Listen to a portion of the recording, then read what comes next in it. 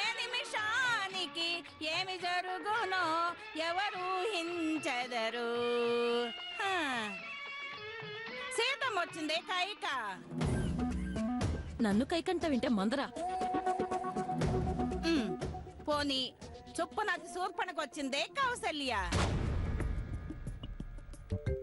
అలా అన్నావు, చెవులకి ఇంపుగా ఉంది.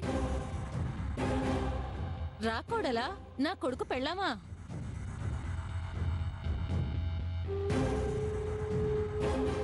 మళ్ళీ సీన్ వెయ్యాలరా బాబు. తప్పుతుందా? రీలు వెనక్కి తిప్పు. పచ్చని నీ కాపురంలో నువ్వే చిచ్చు పెట్టుకో. మాకు మనందరం రాబులో సభకి వెళ్దాం. తప్పో ఒప్పో ఆ ధర్మప్రభువే చెప్తారు. నువ్వురా. ఆ రావులోరా ఆయన కోరు తీర్పా. ఏడాది పాటు పరాయుడు కొంపలో తలదాచుకున్న తన పెళ్ళాన్ని తగుదనం మారి ఏలుకుంటున్నాడా లేదా?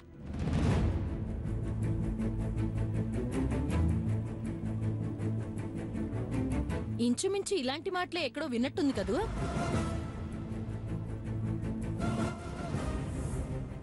అమ్మమ్మ, ఇందాక పని మనుషులు కూడా ఇంచుమించు ఇదే కూత కూశారు కదా.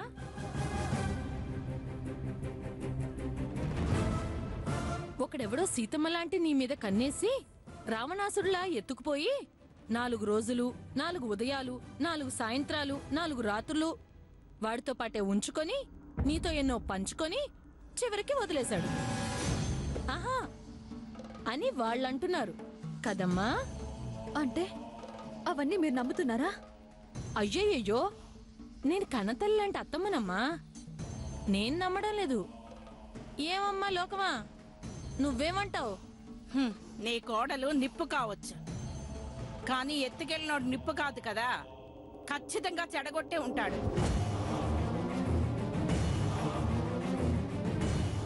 విన్నావా లోకం ఏమంటుందో?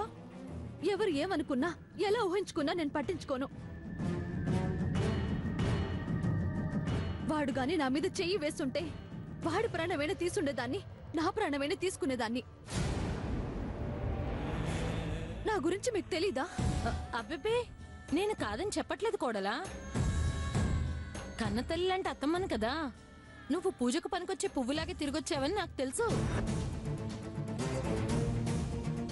ఏమమ్మా సభ్య సమాజమా, నీకేమనిపిస్తుంది? మీరిద్దరూ కథలు చెప్తున్నారనిపిస్తుంది. శీలం పోగొట్టుకున్న ఆడదని తెలిస్తే మేమంతా నవ్వుతామని మా కళ్ళు కప్పి గుట్టు చప్పుడు కాకుండా ఆ పాపాన్ని మోస్తున్నారనిపిస్తుంది. మీరెంత దాచిపెట్టినా నిజం దాగదు. లోకం పేరు చెప్పి సమాజాన్ని చూపించి భయపెట్టి ఇప్పుడు మీరేం సాధించాలనుకుంటున్నారో నాకు అర్థం కావడం లేదు. ఇప్పుడు సరిగ్గా పాయింట్కొచ్చావు. ఎంతైనా నా కోడలివి కదా. నా తెలివితేటలు కొంతైనా రాకపోతాయా? లోకులు పలు కాకులు కూస్తూనే ఉంటారు. బంధువులు రాబందులు పొడుచుకు తింటూనే ఉంటారు. పరాయి వాళ్ళు గులకరాళ్ళు రువ్వుతూనే ఉంటారు.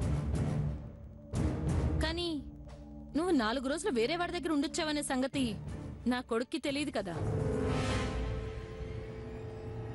ఒకవేళ వాడికి తెలిస్తే? ఏమయ్యా పార్థు, నీ పెళ్ళాన్ని ఎవడో ఎత్తుకెళ్ళాడు, ఆ తర్వాత కొన్ని రోజులకు వదిలేశాడు. దీని మీద నీ స్పందన ఏంటి నాయనా? ఈ నిజం నాకెందుకు చెప్పలేదమ్మా? అపవిత్రమైన భార్యతో ఎలా కాపురం చేయాలి? నా వల్ల కాదు. ఎవరికి తెలియక ముందే పుట్టింటికి పంపించేస్తాను అని వాడంటాడు. అంటాడంటావా? ఎంతైనా మగాడు కదా. అయితే పెళ్ళాన్ని ఏలుకోడంటావా? ఏ మగాడు ఏలుకోడు. విన్నావా? అసలు మీకేం కావాలి? రెండోసారి కూడా తెలివైందని అనిపించుకున్నావు కోళ్ళ.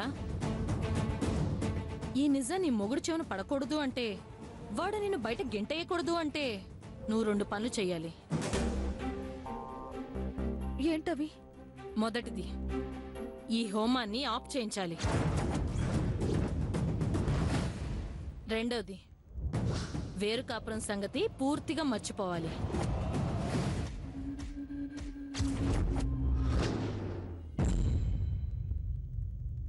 సినిమా ఎలా ఉందమ్మమ్మా? కళ్ళకు కట్టినట్టు కారడవి కనపడుతుందమ్మా. అసలు మీరిద్దరూ ఆడవాళ్ళేనా? ఈ మొక్క మా రాజారావు నన్ను, మా ప్రసాద్ గారు దీన్ని ఎన్నోసార్లు అడిగారు. కొత్తగా నీకేం చెప్పాలి గాని మేం అడిగిన దానికి జవాబు చెప్పు మనవరాలా. తొందరేం లేదు, నిదానంగా ఆలోచించు. ఈ రాత్రంతా ఆలోచించు. నువ్వు నిప్పు అని చెప్పినా నా కొడుకు నమ్మడు. ఒకవేళ నువ్వు జరిగింది చెప్పినా వాడు నేను చెప్పిందే నమ్ముతాడు. రామబాణం సంధించాను వరుదిని, దానికి తిరుగులేదు. బాణం వదలకముందే మేలుకో, నీ కాపురాన్ని నిలబెట్టుకో. హోమాన్ని నువ్వే ఆపాలి. ఈ ఇంట్లోంచి వేరే కాపురం అంటూ ఏ ఒక్కళ్ళు అనకుండా నువ్వే నోళ్లు మూయించాలి. ఏం చేస్తావో ఏంటో అంతా నీ చేతుల్లోనే ఉందమ్మా. అయ్యయ్యో, ఎంత కష్టం వచ్చిందో తల్లి నీకు.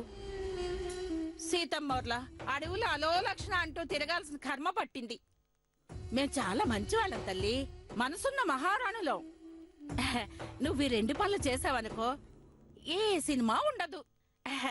చెయ్యలేదనుకో ఏ నిమిషానికి ఏమి జరుగునో ఎవరు హించెదరు. తెలివైన దానివి, నిరూపించుకో. వెళ్ళిరా. అది కాదత్తయ్య. వెళ్ళిరా.